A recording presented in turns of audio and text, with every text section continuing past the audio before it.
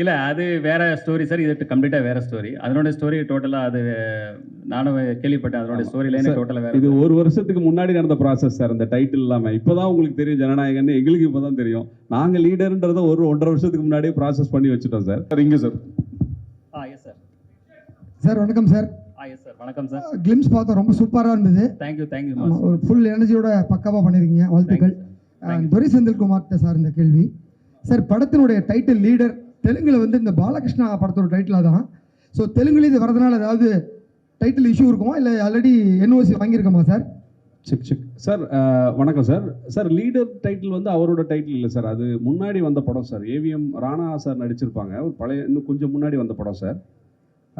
லெஜெண்ட்ன்ற படம் தான் அவர் பண்ணியிருந்தார் சார். லீடர் படம் தெலுங்குல இல்லை சார். அது முன்னாடி வந்த படம் தான். பட் இன்னைக்கு காமனா நம்ம தமிழ்ல அந்த மாதிரி டைட்டில் இல்லை சார். லீடர் டைட்டில் இல்லை. இல்ல தெலுங்குக்கு தான். தெலுங்குலயே வாங்கிட்டோம். ரெஜிஸ்டர் பண்ணிட்டோம். அது 2003-4ல வந்த படம் சார் அது. ஸோ ராணாவோட ஃபர்ஸ்ட் படம் leader. Legend sir. Yes sir. Yeah இந்த ஃப்ளேவர் ரொம்ப நல்லா இருக்கு. Yes sir. எங்க எல்லாத்துக்குமே பிடிச்சிருக்கு. ரொம்ப சந்தோஷம். வாழ்த்துக்கள். தேங்க்யூ. அண்ட் லீடர் அதே டைட்டில் பற்றி தான் கேள்வி. ஆனால் என்னன்னா இப்போ நம்ம ரஜினி சாரை வந்து நம்ம தலைவர்னு சொல்லிட்டே இருக்கிறோம். சரி. அவருக்கு கூட லீடர் அப்படின்ற டைட்டில் வச்சு அவர் படம் பண்ணல. சரிங்க சார். அண்ட் விஜய் இப்போ அரசியலுக்கு வர்றாரு. சரிங்க. அவர் கூட அந்த லீடர் அப்படின்ற டைட்டில் அவருக்கு கிடைக்கல. ஆனா இப்போ நீங்க பேசும்போதே தெளிவா சொன்னீங்க அரசியலுக்கு இதுக்கும் துளி கூட சம்பந்தமே இல்லை அப்படின்னு. அதனால தான் டைட்டில் கிடைச்சிருக்குன்னு நினைக்கிறேன். அந்த லீடர் அப்படின்றது உங்களுக்கு கிடைச்சிருக்கு. ஸோ நீங்கள் லீடர் உண்மையாகவே லீடராக இருக்கிறதா இருந்தால் யாருக்கு லீடராக இருக்க விரும்புகிறீங்க? இந்த டைட்டில் கிடைச்சதுக்கு நீங்கள் எப்படி ஃபீல் பண்ணுறீங்க? டைட்டில் கிடைச்சது சந்தோஷம். என்னோட லீடர் வந்து என்னுடைய தந்தையார் தான். நாளைய லீடர் யாருன்றதை நான் அப்புறம் சொல்கிறேன். கொஞ்சம் காலம் ஆகட்டும். வாழ்த்துக்கள் சார். இங்கே சார் இப்போ இருக்க ஜென்ரேஷனில் வந்து இப்போ ஒரு கொஸ்டின் இருக்குது சார். சார் இங்கே சார். இங்கே left side. Melvin. S sir. Sir இப்போ இருக்க ஜென்ரேஷனில் வந்து அதான் வந்து ஒரு காமனாகவே இருக்குது. இந்த மாதிரி ரத்தம் இது மாதிரி ரொம்ப ஆக்ஷன்லாம் பார்த்துட்டு தான் இப்போ இருக்க ஜென்ரேஷன் வந்து கெட்டு போகிறாங்கன்னு சொல்லிட்டு. ஸோ சடனாக உங்களே பார்க்குறதுக்கு ரொம்ப எங்களுக்கே பிரம்மாண்டமாக இருக்குது ஸ்க்ரீன். சரி. பட் ஆனால் நீங்கள் எப்படி இந்த கதையை சூஸ் பண்ணீங்க? இப்போ இருக்க ஜென்ரேஷனுக்கு நீங்கள் என்ன சொல்ல விரும்புகிறீங்க? இல்லை இது வந்து ஜென்ரேஷனில் வந்து வெறும் இது ஒரு ஆக்ஷனு வெட்டு குத்து அப்படி கிடையாது. பிளட்டு அப்படி கிடையாது. இது வந்து ஒரு எமோஷன் கண்டென்ட்டான ஒரு ஃபிலிமு. நீங்கள் அந்த படம் பார்க்கும்போது தான் தெரியும் இது எந்த அளவுக்கு இது ஒரு எமோஷன் கண்டென்ட்டாக. இது வந்து எவ்ரி ஒன் ஹார்ட் அது வந்து ரொம்ப டச் பண்ணும். அது வந்து அது படம் பார்க்கும்போது கண்டிப்பாக நீங்கள் வந்து அது புரியும். இது வந்து கம்ப்ளீட்டாக இது வந்து நீங்கள் சொன்ன மாதிரி பிளட்டு அந்த ஹிஸ்டரி அது மாதிரி போகாது. எமோஷன் கண்டென்ட்டாக அவர் செய்கிற வேலைகள் அவர் வந்து செல்ஃப் ப்ரொடக்ஷனுக்கு என்னென்ன பண்ண போகிறான்றது தான் இதில் இருக்குது sir. Thank you. Director sir. Yes sir. Sir legend sir கிட்ட வந்து கதை சொல்லணும்னாவே வந்து ரொம்ப கஷ்டமான விஷயம். ஏன்னா அவர் எல்லாத்தையும் நோட் பண்ணுவார். ஸோ ஒரு ஆக்ஷன் சீக்வன்ஸ் சொல்லும் போது இது மாதிரி ஒரு ஃபைட்டு வருது, இது மாதிரி பிளட் எல்லாம் வருதுன்னு சொல்லும் போது அவர் என்ன உங்களுக்கு ரியாக்ஷன் கொடுத்தாரு, என்ன நடந்தது அந்த இடத்துல? சார் நம்ம தனியாக ஃபைட்டை மட்டும் சொல்ல மாட்டோம் சார். ஒரு கதையோட எக்ஸ்டென்ஷனாக தானே சொல்லுவோம். அப்போ எமோஷனலான ஒரு இடத்துல சரியான இந்த ஃபைட் வருதுன்னு சொல்லும் போது அந்த தொடர்ச்சி அவர் புரிஞ்சுக்கிட்டதுனால எனக்கு எதுவும் பிரச்சனையாக இல்லை சார். ஏன்னா ஃபைட்டுன்றது தேவையில்லாத வைக்கும் போது தான் அந்த கேள்விகள் வரலாம். ஒரு எமோஷனோட எக்ஸ்டென்ஷனாக ஒரு வீட்டில் ஒரு பிரச்சனை, எந்த காரணத்துக்காக சண்டை இருக்குது கதையில் அப்படின்னு நம்ம அந்த தொடர்ச்சியோடு சொல்லும் போது யாராக இருந்தாலும் அக்செப்ட் பண்ணிப்பாங்கல்ல சார். அப்படி தான் ரிசீவ் பண்ணார் சார். அந்த கேரக்டராக இந்த கேரக்டர் இப்படி பண்ணுது அப்படின்றது மாதிரி தான் உள்வாங்கிக்கிட்டாரு. அதனால எனக்கு அது ஈஸியாக தான் இருந்தது சார் அந்த ப்ராசஸ். சல்மான் கான் ஷாருக் கான் ஃபோட்டோஸ் வச்சு பார்த்துருக்கேன்னு சொல்லிட்டு சொன்னார். உங்ககிட்ட ஸ்டோரி சொல்லியிருப்பார். நீங்கள் வந்து அவர் எந்த இடத்துல வச்சு பார்க்குறீங்க? யார் புரியல சார்? அவர் அந்த ஃபோட்டோ வச்சு சொல்லியிருப்பாரு நான் வந்து இது மாதிரி ஆக்டர் ஆகணும்ன்ட்டு. சார் நீங்கள் வந்து ஒரு டேரக்டரா அவர் எந்த இடத்துல வச்சு பார்க்குறீங்க? எந்த இடத்துலையா? சார் நான் என்னன்னா ஒருத்தர் மாதிரி இன்னொருத்தர்ன்றது சொல்ல முடியாது சார். தனிப்பட்ட சார் இப்போ லெஜெண்ட் சரவணன் சார்ன்றதுக்கு ஒரு கதைக்கான ஒரு ஹீரோ அப்படிதான் நான் அவரை தனியாக ஒருத்தராக பார்க்குறேன் சார். இப்போ இன்னொருத்தரோட அவரோட இன்னொன்று அப்படின்ற மாதிரி நான் அவரை பார்க்கல சார். தனியாக பார்க்குறேன் சார். அப்படிதான் சொல்லணும். இது லெஜெண்ட் சாருக்கு இந்த கேள்வி. Yes sir. லெஜெண்ட் படத்தில் க்ளீன் ஷேவோட நடிச்சிங்க. ஆமாம். தாடி மீசையோட ஒரு கெட்டப்பு. தனிப்பட்ட முறையில் கேட்டால் அந்த கெட்டப்போட இது வந்து சூப்பராக இருக்குது. தேங்க்யூ. உங்களுக்கு எந்த கெட்டப் பிடித்தமானதாக இருக்குது? இல்லை ஆக்சுவலி நான் வந்து அதை வந்து ஒரு வேற ஒரு ஃப்ளேவரில் அதை கொடுக்கணும்னு நினச்சேன். அது சம்திங் அதில் வந்து சில டெக்னிக்கல் இஷ்யூ இருந்தது. இப்போ இது வந்து எல்லாருக்கும் பிடிச்சிருக்குறாங்க. ஸோ இதை வந்து நீங்களே சொல்லுங்கள், வலைப்பேச்சில் நீங்களே சொன்னீங்க கொஞ்சம் தாடி மீசை வச்சா நல்லா இருக்குன்னு சொன்னீங்க. வச்சுட்டேன், அவ்வளோதான், கொடுங்க. Legend sir. Yes sir. Legend ஒரு நிமிஷம் பாலா. ஆக்சுவலா இந்த இது வந்து கொஞ்ச நாளுக்கு முன்னாடி பரபரப்பாக இருந்தது, ஜனநாயகன். ஸோ அதுலேயும் விஜய் சாரும் குழந்தையும் தான் வரும், இதுலேயும் குழந்தையும் நீங்களும் தான் காட்டியிருக்காங்க, ஹீரோயினை காட்டவே இல்லை. ஸோ ஜனநாயகன் வைக்கிறதுக்கு பதில் லீடர்னு வச்சுருக்காங்களா நேமு? ஏன்ட்ட கேட்குறீங்களா? ரெண்டுமே சேர்த்துதான். இல்லை, அது வேற ஸ்டோரி சார். இது கம்ப்ளீட்டாக வேற ஸ்டோரி. அதனோட ஸ்டோரி டோட்டலாக அது நானும் கேள்விப்பட்டேன். அதனோட ஸ்டோரி லைனே டோட்டலாக வேற. இது ஒரு வருஷத்துக்கு முன்னாடி நடந்த ப்ராசஸ் சார். இந்த டைட்டில் இல்லாமல் இப்போதான் உங்களுக்கு தெரியும் ஜனநாயகன்னு. எங்களுக்கு இப்போ தான் தெரியும். நாங்கள் லீடர்ன்றதை 1.5 வருஷத்துக்கு முன்னாடியே ப்ராசஸ் பண்ணி வச்சுட்டோம் சார். அவங்க என்ன கதை பண்ணுறாங்கன்னு எங்களுக்கு தெரியாது. ஸோ அதனால இது ஒரு டிஃபரெண்டான படம் சார். இது வந்து டோட்டலாக இதனோட ஜர்னியே வேற சார். இது வந்து new fresh. Yes sir. Sir அவர் விஜய் சார் வந்து அரசியலுக்கு போயிட்டாரு, அஜித் சார் சினிமா விட்டு ரேசிங்க்கு வந்துட்டாரு, அவரும் சில படம் நம்புறாரு. அந்த கேப்பில் இப்போ வந்து எல்லாருமே லெஜெண்ட் வந்திருக்காருன்னு சொல்லிட்டு இருக்காங்க. இதை எப்படி பார்க்குறீங்க? இல்லை, நான் அதான் நான் சொன்ன மாதிரி எதுலேயுமே ஒரு முழு முயற்சியோடு இறங்குவேன். அதே போல் தான் இதில் இறங்கியிருக்கோம், அதை செயல்படுத்தியிருக்கோம். அதை வந்து ஜனங்களுக்கு பிடிக்குன்ற நம்பிக்கையோடு நாங்கள் செயல்பட்டு இருக்கோம் சார். பரத். லெஜெண்ட் சார், நீங்கள் சார் இங்கே எஸ் சார். Yes sir. சொல்லுங்கள் சார். Yes sir. ஒரு படம் முடிச்சுட்டு அடுத்த படம் ஒரு பெரிய கேப்புக்கு அப்புறம் திருப்பி பண்ணுறீங்க. Yes sir. அது உங்களை தயார்படுத்திக்கிட்ட விதம் ஏன்னா நிறைய விமர்சனங்கள் வந்திருக்கும். முதல் படம் முடிச்சப்போ பாசிட்டிவும் இருக்குது, நெகட்டிவும் நீங்கள் சந்திச்சிருப்பீங்க நிறையா. ஸோ உங்களை தொழில் முறையில் நான் இவ்வளோ பர்ஃபெக்டாக நான் ப்ரிப்பேர் பண்ணிக்கிறேன், உங்களை நீங்கள் பாலிஷ் பண்ணிக்கிட்டது என்னென்ன விதம், என்னென்ன கற்றுக்கிட்டீங்க? இல்லை, அதில் வந்து பார்த்தீங்கன்னா எப்போவுமே ஒரு புதுசாக ஒரு இடத்துக்கு ஒருத்தர் வரும்போது விமர்சனங்கள் வரும். இப்போ ஸ்டார்டிங்கில் பார்த்தீங்கன்னா ரஜினி சாருக்கு வராத விமர்சனங்கள் யாருக்குமே வர்றது இல்லை. ஸோ விமர்சனங்கள் வந்து வந்தாலும் நம்ம வந்து ஒரு நம்பிக்கையோட நம்மளுக்கு ஒரு இலக்கு தெரியும். அந்த இலக்கை நோக்கி நம்ம பயணிக்கும்போது நம்ம கிளியராக மைண்டு அதை நோக்கி பயணிக்கும்போது அது வெற்றி கிடைக்கும்போது அந்த விமர்சனங்கள் அப்படி பாசிட்டிவாக மாறிடும். இதுதான் என்னுடைய கொள்கை sir. Legend sir. Yes sir. First படமும் உங்களுக்கு எள்ளு, இந்த படமும் ஃபர்ஸ்ட் அது தானாக அமைஞ்சதுங்க. தானாக அமைஞ்சது. அது ஒன்றும் பிளான் பண்ணல, தானாக அமைஞ்சது. அஜித் சார் வீடியோ ஸ்டார்ட் பண்ணுவார். இல்லை அப்படி இல்லை, அதை தானாக அமைஞ்சது சார். இது எதுவும் இது பண்ணல. Yes sir. Next sir. Frame sir. Frame கொஞ்சம் சார். சரிங்க சார். சோஷியல் மீடியாவில் பொதுவாக வந்து நிறைய மீம்ஸ்கள் வரும். சரி. ஸோ உங்களை பற்றியான நிறைய மீம்ஸ்கள் வந்திருக்கு, நீங்கள் அதை பார்த்துருக்கீங்களா?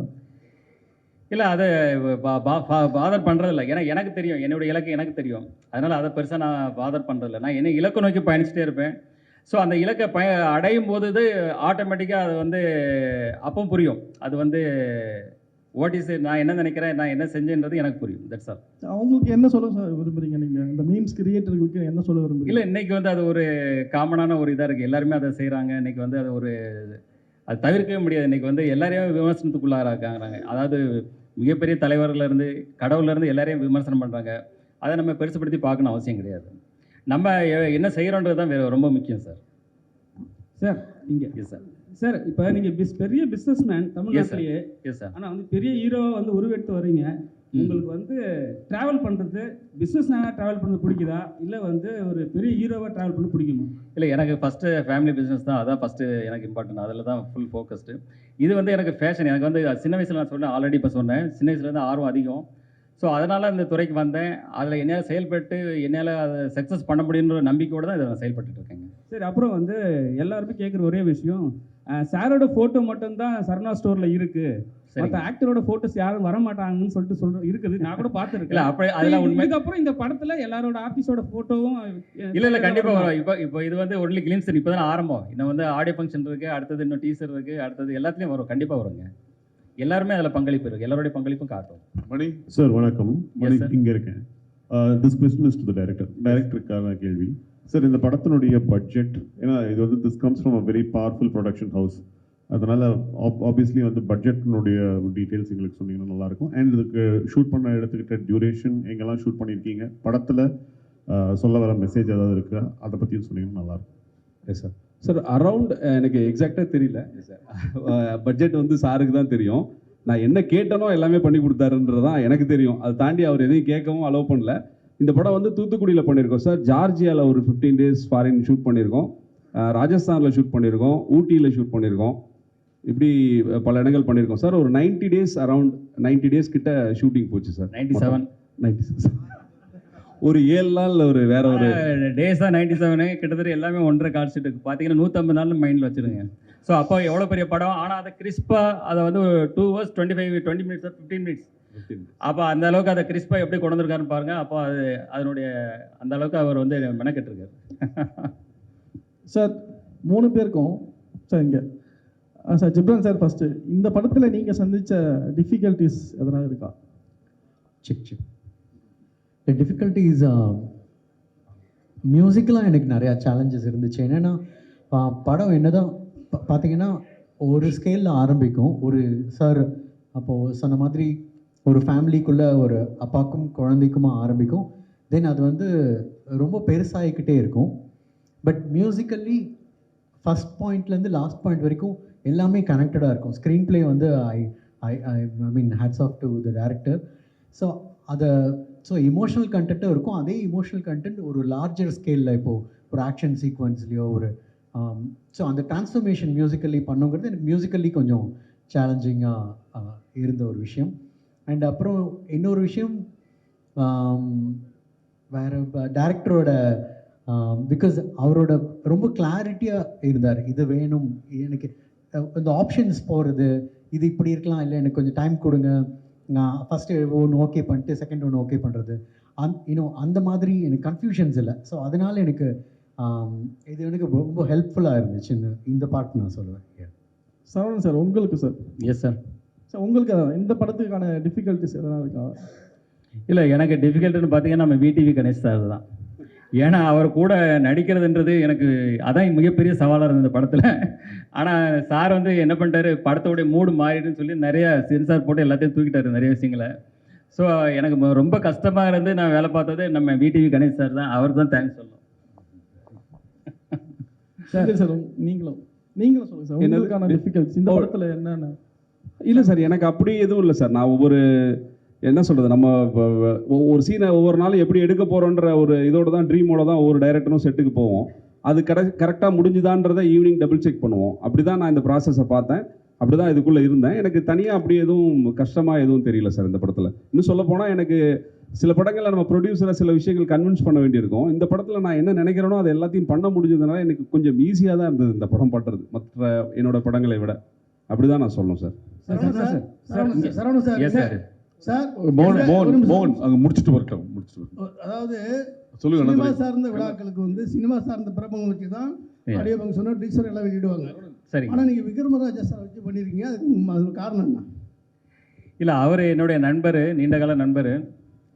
அதாவது இன்னைக்கு வியாபாரத்துறையில் என்னுடைய துறையிலே அவர் இருக்கிறாரு, அதை சார்ந்த மக்கள் அவர் கூட இருக்காங்க. ஸோ அந்த நட்பு ரீதியாக நான் வந்து அவரை என் கூட இணைச்சிக்கிட்டேன். அந்த நட்பு இன்றைக்கி இல்லை, இன்றைக்கி ரொம்ப சிறு வயசுலேருந்தே இருக்குது. இந்த நட்பு எங்கே தொடரும், இது வந்து அதுக்கு எல்லையே கிடையாது சார். ஃபஸ்ட்டு வந்து லெஜண்ட் சரவணா பேர் இருந்தது சார். அப்போ வந்து லெஜண்ட் சார்னு கூப்பிட்டுருந்தாங்க. இப்போ லீடர் சரவணான்னு சொல்லிட்டு போடுவாங்களா சார் நேமு, இல்லை வந்து கண்டினியூவாக லெஜண்ட் சரவணா தான் வரும்? படத்துடைய பேர் தான் இல்லை லீடர், என்னுடைய பேர் லெஜண்ட் சரவணன் தான் சார். ஏன்னா ஆக்சுவலி சரவணன் தான் இருந்தது. அப்புறம் அந்த கடை பேர் வரும்போது லெஜெண்டுன்னு வரும்போது நிறைய சரவணன் இருந்ததால் லெஜண்ட் சரவணன்னு அதை கொஞ்சம் மாற்றிக்கிட்டோம், அவ்வளோதான். That's all. Legend sir director stunt அதிகமாக பண்ணிருந்ததா சொன்னாங்க. ஸ்டண்ட் பார்க்கும்போது கிளிம்ஸ்லேயே காமிச்சிங்க. ஆமாம், இதுக்காக டைரக்டர் அதை ப்ராக்டிஸ் அனுப்புனாரா? ஏன்னா இப்போ சமீபத்தில் ஆன் ஸ்பாட் பண்ணுறது தான், எல்லாமே ஆன் ஸ்பாட் தான், இறங்கி அடிக்கிறது தான். ஆமாம்மா, சொல்லுவார் அவர் இதில் சொல்லுவார் தலைவர் யார் சன் மாஸ்டர் சொல்லுவார், அன்னைக்கு ஆடியோ ஃபங்க்ஷனில் சொல்லுவார். சார் இயக்குனர் சார். Yes sir. இந்த சைடு சார். எங்கே சார்? இங்கே சார். Right sir. சொல்லுங்கள். கருடன் வந்து மிகப்பெரிய வெற்றி உங்களுக்கு. இப்போ வந்து லீடர் பண்ணியிருக்கீங்க. தமிழக மக்களுக்கு இந்த படம் வந்து என்ன மாதிரி தாக்கத்தை ஏற்படுத்தும் sir?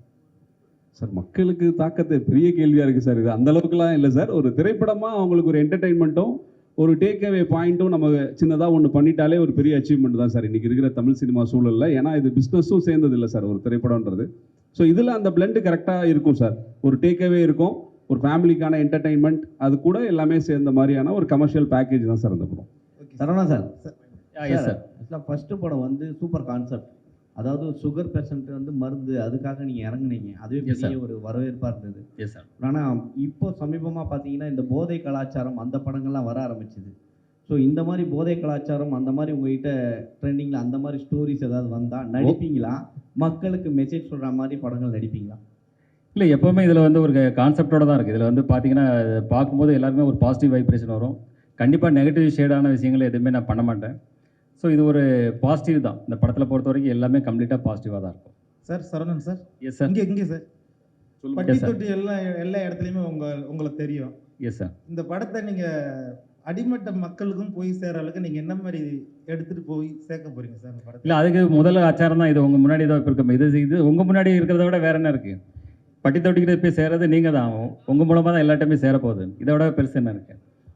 Sir legend sir. Yes sir. ஆக்சுவலாக படங்களில் வந்து பார்த்தீங்கன்னா மாஸ் ஹீரோக்கள் இப்போ சமீபமாக பார்த்தீங்கன்னா யோகி பாபு வாயில் கூட சிகரெட் வச்சுட்டாங்க. சரிங்க. ஆனால் நீங்கள் ஸ்டார்டிங்லேருந்து அந்த இது பண்ணலை. அவன் சிகரெட், தண்ணி, வந்தால் சிகரெட்டு, ட்ரிங்க்ஸ் ரெண்டுமே பண்ண மாட்டேன். கேட்க அவ்வளோதான், போதுமா? நான் ரியல் லைஃப்லையும் பண்ணுறதில்ல, சினிமாவிலையும் அது பண்ணுறதில்ல. Sir Saravanan sir. Yes sir. முதல் படத்தில் ஊர்வசி ரவுத்தையில் இருக்கிறீங்க. ஆமாங்க, ஆமாம். இந்த படத்தில் ஹீரோயினை கண்ணில் காட்ட மாட்டேங்கிறீங்க. இல்லை, ஆல்ரெடி நான் தான் சொல்கிறேன் மாதிரி பாயல் ராஜபத்னு சொல்லிட்டு ஆடியோ ஃபங்க்ஷனில் எல்லாருமே கலந்துக்குவாங்க. எல்லா ஆர்டிஸ்டும் கலந்துக்குவாங்க. நெக்ஸ்ட் சார் வணக்கம். வணக்கம். வணக்கம் சார். பாலமுருகன் சாணக்கியால இருந்து. S sir. சார் துரை செந்தில்குமார் சாரோட கதை பண்ணணும்னு எதன் அடிப்படையில் இந்த இயக்குனர்கிட்ட படம் பண்ணணும்னு நீங்கள் முடிவு? இல்லை, நான் வந்து மிகப்பெரிய டைரக்டர்ஸ் 2-3 பேர்கிட்ட பேசிகிட்டு இருந்தேன். அது வந்து எனக்கு சில உடன்பாடுகள் ஏற்படலை. சாரு கூட உட்கார்ந்து பேசும்போது எனக்கு அவங்க சொன்ன கதையாகட்டும் மற்ற விஷயங்களாகட்டும் எனக்கு ரொம்ப பாசிட்டிவாக இருந்தது. ஸோ அதனால் அவர் கூட இணைந்து இதை பணியாற்றும் போது தான் தெரிஞ்சது இந்த அளவுக்கு பிரமாதமாக இவர் பண்ணிட்டு இருக்காரு, ரொம்ப நல்லா இருக்குன்னு சொல்லிட்டு உடனே இப்போ பாதி படம் போயிட்டு இருக்கும்போது அடுத்த படம் பண்ணணும்னு சார்னு சொல்லிட்டு இப்போ படம் முடிகிறதுக்கு முன்னாடி அட்வான்ஸ் கொடுத்து அவருக்கு அக்ரிமெண்ட்டும் போட்டாச்சு அடுத்த படத்துக்கு. சார் சரவணன் சார், சார் லெஜெண்டில் வந்து விவேக் சார் நடிச்சிருப்பாரு. Yes sir. அவர் லைவ் ஆடியோ தான் போட்டிருப்பீங்க. இப்போது லைவ் ஆடியோ தான் அதில் போட்டிருப்பீங்க. ஸோ அது கொஞ்சம் ரஷ்ஷாக அது கொஞ்சம் சவுண்டு ஏற்றி தான் பண்ணியிருப்பீங்க. இப்போ ஏஐ அந்த மாதிரிலாம் வந்துருச்சு. ஆமாம். அந்த வாய்ஸை மாற்றிட்டு ஏஐ ஏதாவது வைக்கிறதுக்கான வாய்ப்பு இருக்குமா விவேக் சாருக்கு? இல்லை, அது ஏதாவது ரீ ரிலீஸ் இருந்தால் அதை யோசிக்கலாங்க, அந்த டைம் பார்க்கலாங்க. Yes sir.